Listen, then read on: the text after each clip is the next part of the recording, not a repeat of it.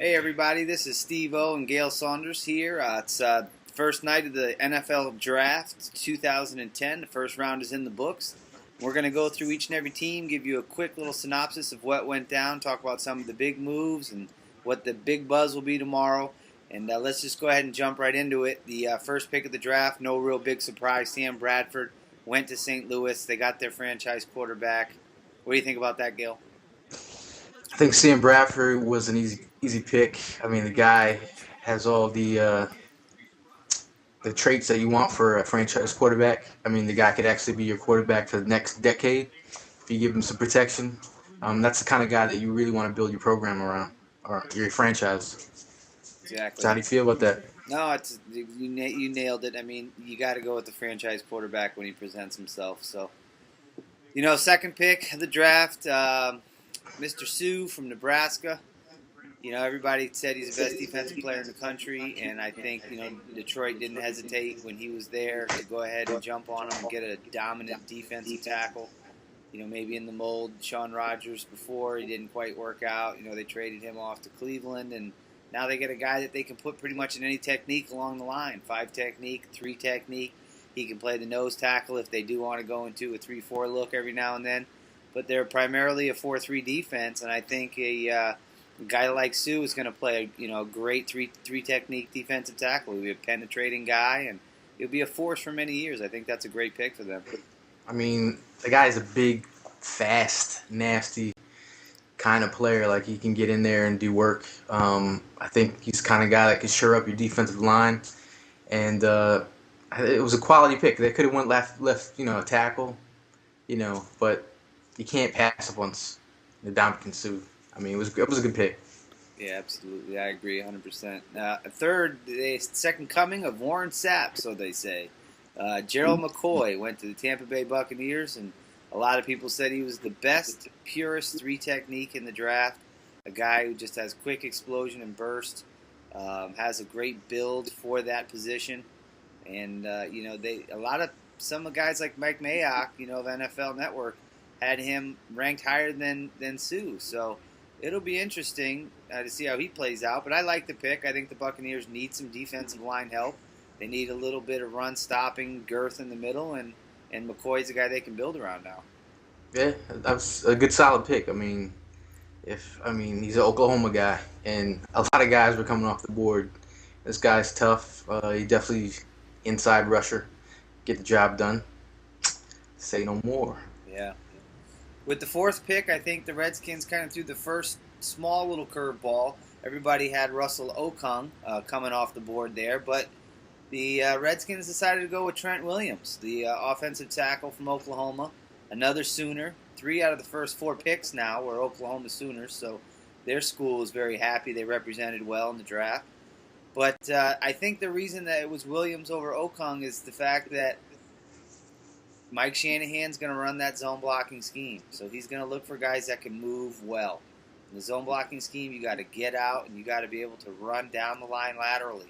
And he's looking for guys that are going to go ahead and move in those directions and get out and do things. And also pass block. I mean, obviously they made the trade for McNabb, so got to protect them. I definitely second that. I mean, Shanahan likes his guys athletic, and Trent Williams was a little bit more, athletic. That's probably why they picked him. And that's their guy. They like him. So hey, Trent Williams. Yep, good pick. He was a good pick. The next pick, the 5th overall pick for the Kansas City Chiefs, is a guy that I do not want to see in the AFC West, but man, he is a baller, and that's Eric Berry, the safety from Tennessee. And this guy is just all over the field, and he's going to make quarterbacks miserable out there in the West for a while. Yeah, I mean, I love the Eric Berry pick. He's a solid safety. I mean, if you're going to reach and go all the way that high to get a safety, you don't want a guy who comes from, he's just got a great history of just playing awesome ball. So, and I like he's a gutsy kind of guy, even showing up.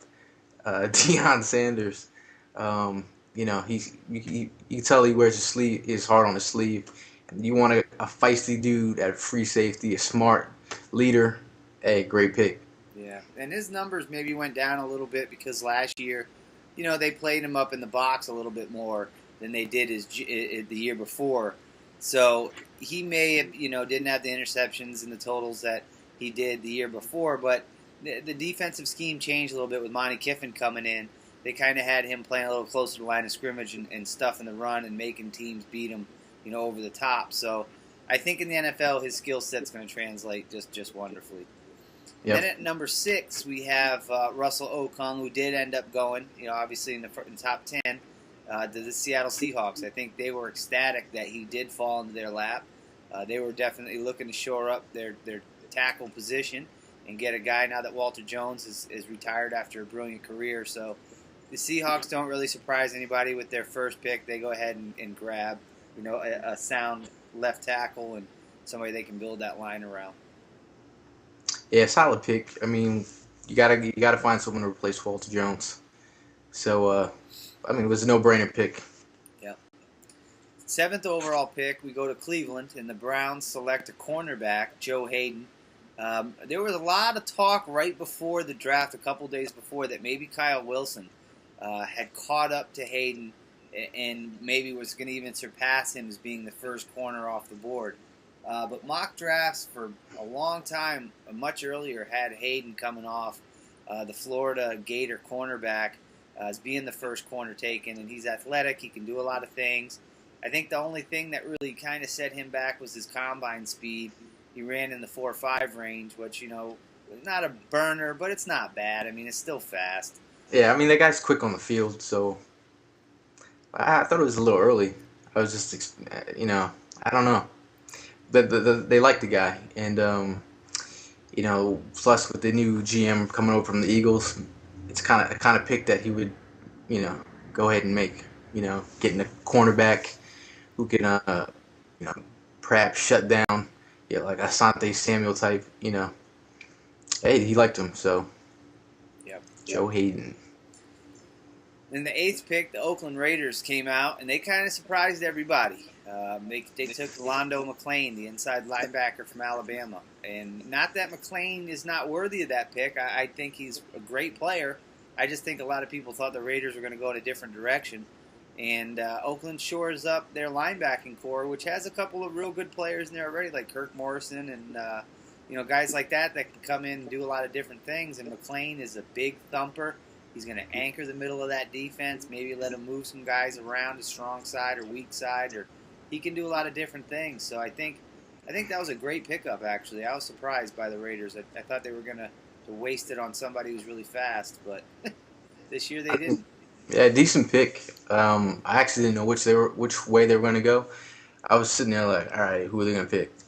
I had no clue. So it's a solid pick. You can't go wrong. Yeah, he can blitz, he can drop back, he can do all the things you want a middle linebacker to do. Number 9, C.J. Spiller, the burner from Clemson. The Bills, obviously, kind of, I guess the writing's on the wall for Marshawn Lynch, and they decided to go ahead and invest. 9th is a pretty high pick for a running back, so obviously he's going to be the guy.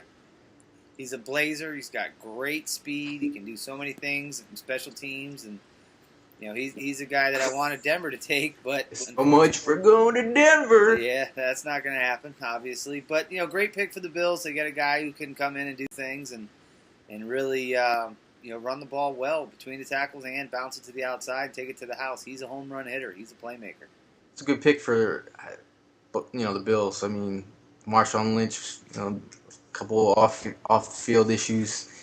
You get a guy like this, they're trying to bring the run game back into Buffalo. It's a cold weather city, and you got to tote the rock. And C.J. Spiller is a home run hitter. Can't go wrong. Yeah, I really thought they were going to go with the offensive lineman. I mean, Trent Edwards was getting just bent like a pretzel all year, and they were having trouble keeping their quarterbacks on their feet. I really thought they needed help. In the trenches, but they decided to go with a playmaker who's also going to help them on special teams. So, hey, they made the move, and you can't say it's a bad move. He's a great player. Yeah, look for him to go and tackle probably offensive line in the second. Yeah, and it's a deep draft, so they may be able to still find some guys.